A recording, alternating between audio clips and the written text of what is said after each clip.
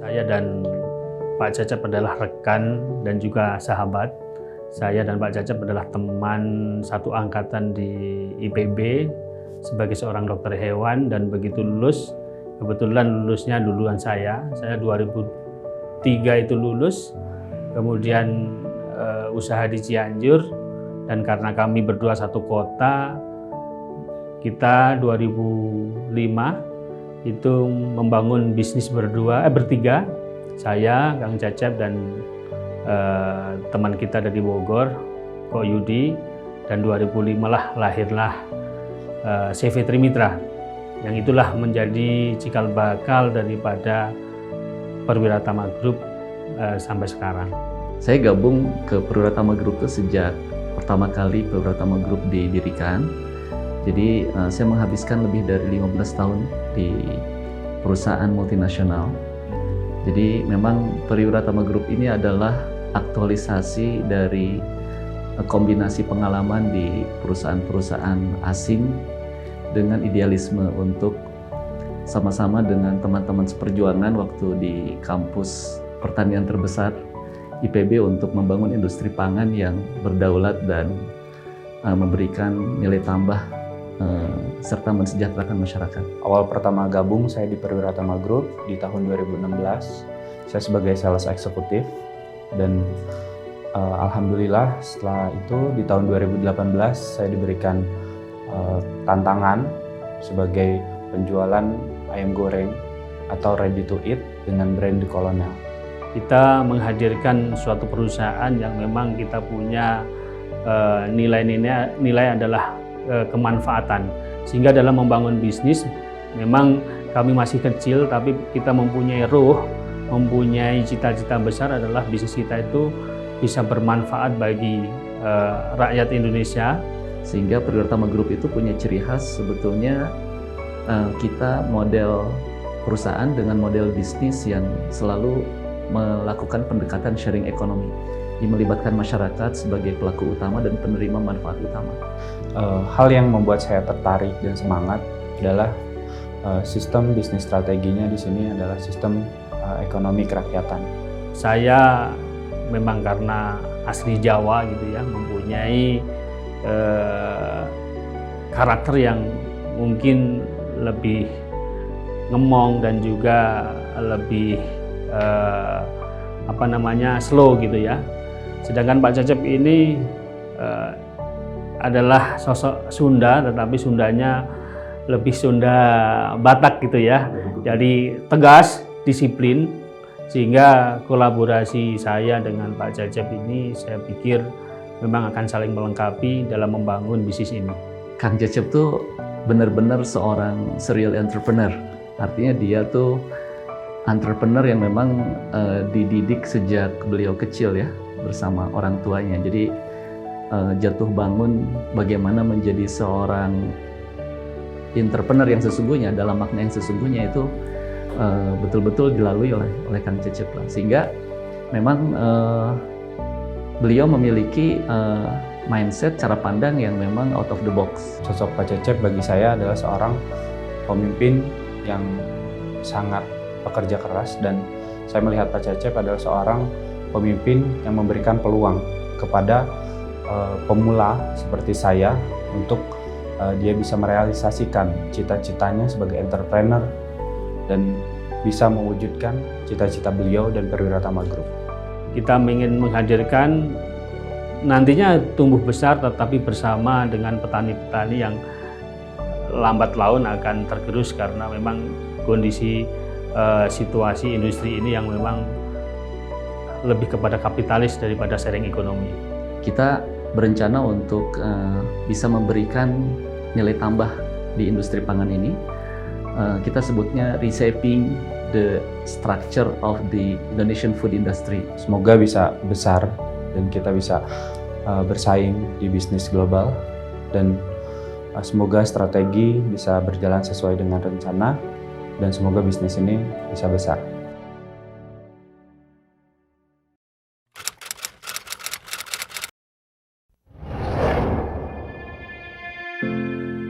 Perkenalkan, saya Cecep Muhammad Wahyudin, Dan yang bakalan Anda saksikan ini merupakan sebuah perjalanan hidup saya yang mudah-mudahan bisa diterima dan memberikan pembelajaran dan motivasi bagi teman-teman di luar sana.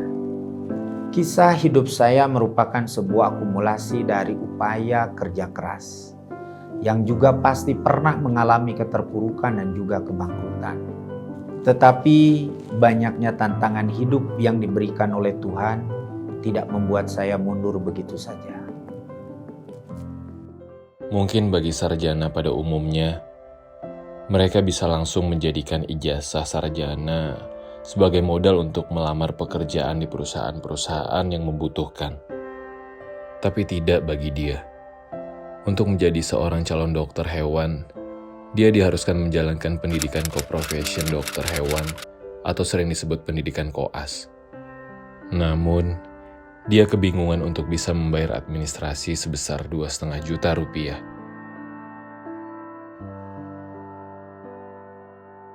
Saat itu saya tidak seberuntung teman-teman. Semenjak ayah meninggal pada tahun 2000, kehidupan ekonomi keluarga begitu terpuruk. Bukan karena ayah meninggal juga, tetapi memang sejak 1995 kehidupan ekonomi keluarga mulai morat-marit. Warung makan yang dikelola ibu mulai sepi pengunjung karena tidak mampu bersaing dengan restoran-restoran yang lebih modern di sekitaran Puncak, yang berdiri dengan megah dengan menyajikan aneka makanan yang lebih beragam dan tentunya sesuai dengan selera orang-orang kaya di Jakarta.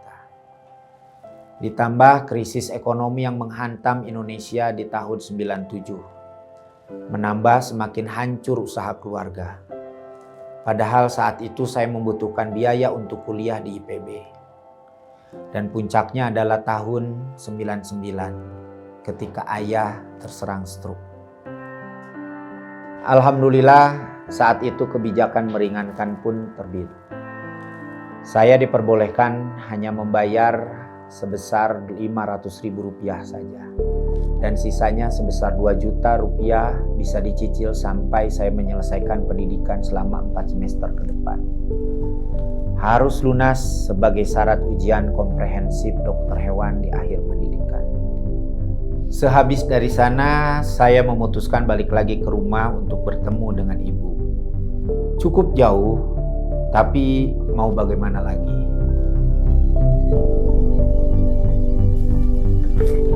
Jang, ini emak teh dapat uang 5 juta dari Mas Jono. Mas Jono tuh yang punya kios bakso yang gede itu. Kan emak teh terpaksa gedein warung makan kita. Kebetulan Mas Jono perlu warung buat bakso. Serius ini teh, Mak? Iya. Ya Allah, alhamdulillah. Tapi ini teh harus cukup sampai kamu lulus kuliah. Ya, emak gak akan nambahin lagi. Uang yang tadi ibunya bilang, mereka sepakati untuk dibagi 2. 1 juta untuk kebutuhan ibunya, dan 4 jutanya dia coba untuk atur sendiri. Namun, apakah 4 juta ini bisa buat dia bertahan hidup? Sebenarnya saya bingung juga. Bagaimana bisa uang 4 juta cukup untuk bayar kuliah, transportasi, dan biaya makan selama 2 tahun ke depan. Saya harus berpikir keras bagaimana sisa uang muka ke kampus harus saya jadikan modal usaha. Harus nekat, tapi berhitung. Sisa uang yang saya pegang adalah 2,5 juta rupiah saja. 500.000 saya setorkan ke kampus sebagai uang muka, dan 1 juta rupiah saya belanjakan pakaian dan sepatu sebanyak 4 setel dari pasar. Karena kampus mewajibkan saya memakai pakaian formal, lengkap dengan dasi untuk seluruh mahasiswa PPDH.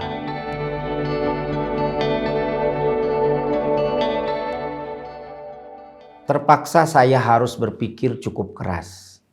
Karena 4 bulan pertama ini tidak bisa berbuat banyak. 4 bulan pertama ini adalah pendidikan yang diadakan di kampus, baik kuliah maupun praktikum dengan jadwal yang cukup padat.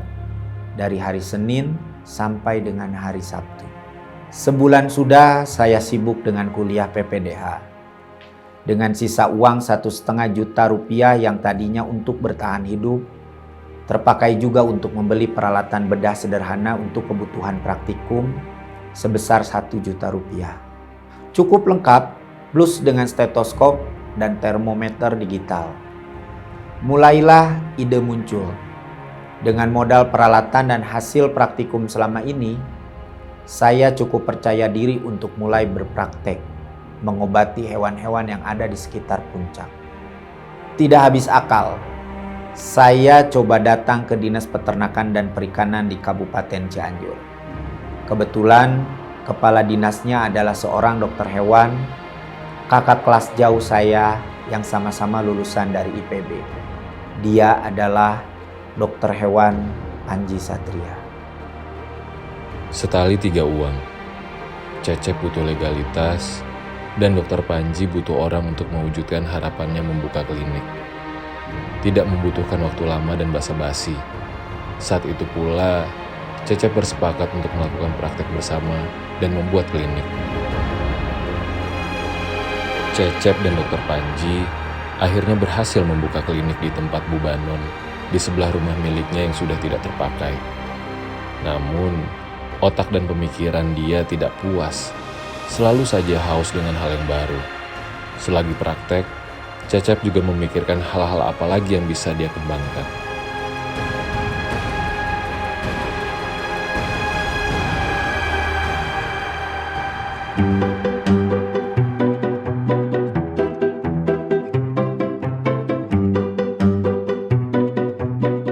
Ide-ide liar di kepala Cecep mulai muncul.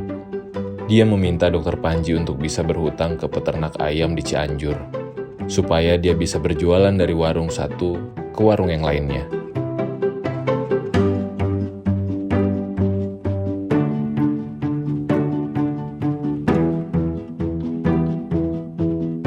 Cecep coba menawarkan telur ke warung-warung dan resto. Ternyata tidak sesuai dengan yang dia bayangkan. Supplier yang sudah terlebih dahulu menguasai pasar di sekitar Cipanas, harganya jauh lebih murah dari harga yang dia tawarkan. Padahal, di awal penawaran ini Cecep hampir tidak mengambil keuntungan. Dalam 2 minggu, saya hanya mampu menjual 40 peti saja, dengan berat 600 kg. Keuntungan yang saya kumpulkan ternyata hanya Rp120.000 saja. Tidak sebanding dengan tenaga dan biaya-biaya yang sudah saya keluarkan. Tetapi saya tidak patah semangat, karena saya yakin saya bisa mengambil alih pasar telur yang saat ini dikuasai supplier lain. Dengan modal pengetahuan yang saya punya, saya mulai bisa meyakinkan para pedagang di sana kalau telur yang saya jual masih fresh dan pas dengan timbangan. Mereka akhirnya percaya. Kemudian penjualan saya mulai meningkat menjadi 500 peti per minggu. Cecep mulai beranjak ke tahap selanjutnya, yaitu membuka kedai seafood kecil-kecilan, dan alhamdulillah, dari sana bisa mengantongi omset sebesar 5 juta. Lapak seafood ini juga tidak lama, dikarenakan ada masalah keluarga yang mengharuskan Cecep untuk menutupnya secara terpaksa. Awal tahun 2004, perjalanan bisnis Cecep terganggu dengan adanya permasalahan keluarga yang membuatnya terpaksa harus mengambil keputusan untuk pergi meninggalkan rumah dan juga bisnisnya. Pilihan berat memang, tapi itu sudah menjadi keputusan Cecep dengan keteguhan dan keyakinan Cecep atas keputusannya.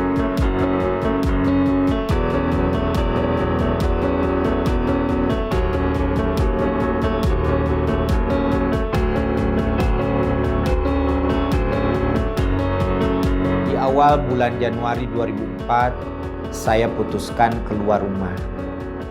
Setelah saya berselisih paham dengan kakak, saya pamit pergi ke emak. Saya hanya membawa 3 setel pakaian untuk kuliah, 3 setel baju tidur, dan saya bawa semua dokumen ijazah dan akta lahir.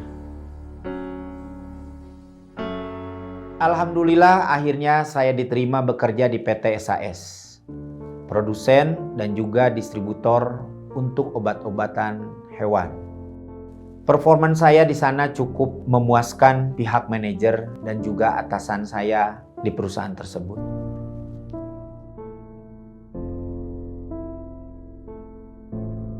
Tapi kembali lagi, seperti yang saya sudah sampaikan sebelumnya, saya orangnya tidak pernah puas. Peluang apapun akan saya coba. Dan itu kejadian pada tahun 2005. Walaupun saya masih bekerja di PT SAS, saya mencoba belajar bisnis jual beli ayam dengan teman saya, Sahid. Setelah mendapatkan ilmu dari Sahid, saya berpikir bahwa bisnis ini sangat menjanjikan.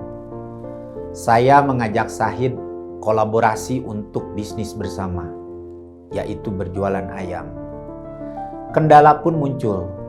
Dari mana saya harus mendapatkan modal usaha? Tentu bukan sedikit. Setelah berpikir, akhirnya spontan saya teringat pelanggan saya bernama Pak Asen. Dia adalah sosok pengusaha yang sangat baik dan menjadi pelanggan setiap perusahaan tempat saya bekerja. Setelah Cecep dan Sahid bersepakat berkolaborasi, mereka pun berencana meminjam uang untuk modal kepada Pak Asen. Sampailah tiba mereka berdua bertemu dengan Pak Asen di kantornya. Di momen itu, kebetulan putranya Pak Asen baru saja pulang dari Australia, bersekolah dan dikenalkan dengan Cecep dan Sahid. Akhirnya, atas persetujuan Pak Asen, mereka bertiga sepakat berkolaborasi untuk sama-sama mendirikan usaha bersama dengan nama Trimitra. Saat itu pun Pak Asen menyetujui memberikan pinjaman modal senilai 200 juta rupiah. Hanya saja, Pak Asen meminta jaminan kepada Cecep dan Sahid. Apa boleh dikata, Cecep dan Sahid pun bingung karena tidak memiliki jaminan apapun. Sampai akhirnya, Cecep menawarkan meminjamkan ijazah dokter hewan sebagai jaminan. Tidak disangka, Pak Asen mengamini pengajuan Cecep. Akhirnya, ijazah Cecep dan Sahid dijadikan jaminan atas pinjaman modal untuk usaha Trimitra. Akhirnya, Juli 2005, Cecep memberanikan diri mengajukan resign kepada manajernya, yang sontak membuatnya kaget dan berusaha untuk membujuk Cecep untuk tidak meninggalkan perusahaan. Tetapi, Cecep tetap dengan keputusannya. Setelah semuanya matang, tahun demi tahun CV Trimitra berjalan dengan lancar. Keberhasilan saya dalam mengatur cash flow perusahaan membuat CV Trimitra beranjak dengan signifikan. Bahkan di akhir tahun 2006, peternakan kami sudah mencapai 200.000 ekor atau kisaran 100.000 ekor per bulan. Dan alhamdulillah, omset kami pada saat itu sudah mencapai lebih dari 4 miliar rupiah per bulan. Namun, di tahun yang sama, yaitu 2006, badai ekonomi melanda kami. Pandemi flu burung mulai terjadi. Ketika flu burung mulai menyebar ke Indonesia, dan kemudian harga penjualan pasar lebih rendah dari kos produksi, Cecep babak belur. Pekerjaan sebagai debt collector pun pernah ia jalani. Namun, dia tidak menyerah begitu saja. Dalam waktu 6 bulan, Cecep langsung recover dari keterpurukan itu semua.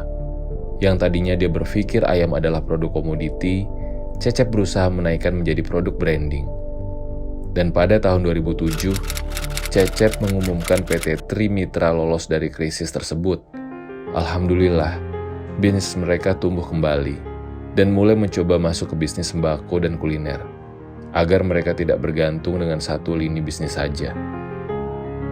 Pada akhir tahun 2009, Pak Asen mengajak Cecep untuk bertemu sahabatnya yang berasal dari Malaysia. Beliau bernama Mr. Chia Mark Hoi. Perbincangan Cecep dengan Mr. Chia cukup intens. Mark Chia cukup antusias dan melihat ada peluang besar untuk berkolaborasi dengan perusahaan Cecep, yang kemudian direstui oleh Pak Asen. Kami pun akhirnya pulang ke Jakarta. Hasil perbincangan berlanjut menjadi sebuah rencana kerja. dan akhirnya menjadi sebuah perjanjian kerjasama yang besar. Dibuatlah joint venture antara CV Trimitra dan QL Resources Sendirian Berhad dengan nama PT QL Trimitra. Komposisi kepemilikan saham kami 80-20 dan tentunya menunjuk saya sebagai direktur operasional di PT tersebut. Selain PT QL Trimitra, mereka juga membangun perusahaan dengan kepemilikan 100% milik mereka, yaitu PT QL Agrofood. Keduanya menunjuk saya menjadi direktur operasional. Bayangkan saja, semua proyek dilakukan secara serentak, mulai dari breeding farm, layer farm, commercial, boiler farm, hatchery, pabrik pakan, dan rumah potong ayam dengan total investasi lebih dari 1 triliun rupiah. Dan itu semua tidak tanggung-tanggung. Kapasitas produksi dan populasi yang mereka bangun merupakan kapasitas raksasa untuk ukuran di Indonesia. Tahun 2014, produksi kami per bulan sudah menyentuh di angka lebih dari 2 juta ekor DOC broiler.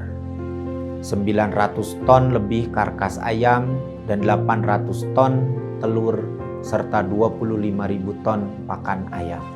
Tentu dengan produksi tersebut, omset kami pun mencapai lebih dari 600 miliar per tahun. Di tahun 2016, saya mulai berpikir bagaimana bisa menjadi bagian dalam pengembangan ekonomi berbasis kerakyatan. Dan tepat tanggal 22 Juni 2017, kami meluncing aplikasi bernama Etani di bawah payung PT Solusi Pangan Perwiratama. Sebuah aplikasi food supply chain yang diharapkan bisa menyelesaikan permasalahan dengan konsep pengembangan ekonomi kerakyatan. Awal tahun 2018, saya mencoba merestrukturisasi perusahaan milik partner bisnis saya, Sahid, menjadi PT Arwinda Perwira Utama yang bergerak di rantai hulu, alias peternakan ayam dengan pengembangan melalui konsep ekonomi kerakyatan. Dan di akhir 2019, rumah potong ini kami lakukan modernisasi untuk dapat meningkatkan daya saing di pasar. Konsep kerakyatan dan sharing ekonomi dalam pengembangan bisnis yang Cecep tawarkan dianggap bertolak belakang dengan konsep corporate atau private company, sehingga konsep Cecep ditolak oleh shareholder. Akhirnya, tahun 2017, Cecep mengundurkan diri sebagai direktur di PT QL Agrofood. Awal 2019, Cecep semakin membulatkan tekadnya untuk konsentrasi penuh mewujudkan konsep ekonomi kerakyatan melalui sistem integrasi horizontal dan mengajukan untuk keluar secara penuh dari QL Group di Indonesia. Cukup alot negosiasi yang Cecep lakukan dengan shareholder QL Group di Malaysia, karena bagi QL, Cecep adalah bagian penting atas perkembangannya di Indonesia. Akhirnya, pertengahan Agustus 2019, Cecep disetujui untuk keluar dari shareholder di QL Trimitra. Setelah keluar, Cecep semakin gencar membangun dan mengembangkan Perwiratama Group.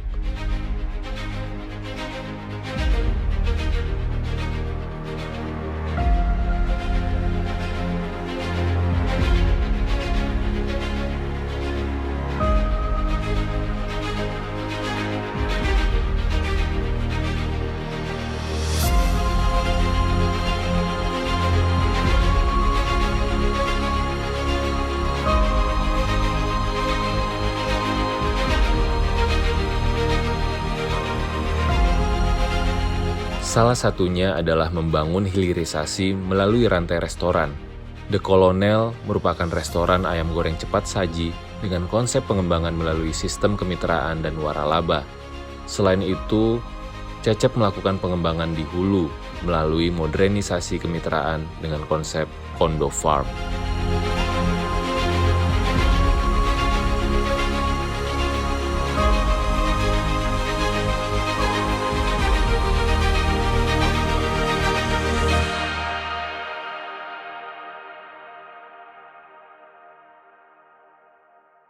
Namun di tahun 2020 masuklah pandemi yang sampai sekarang masih ada di sekeliling kita, yaitu COVID-19.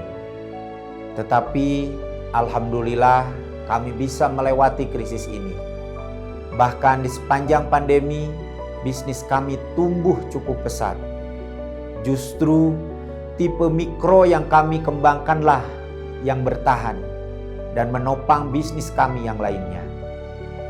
Bahkan untuk bisnis online kami Itani cukup kebanjiran orderan dikarenakan situasi PPKM dan PSBB yang mengharuskan masyarakat berbelanja secara online.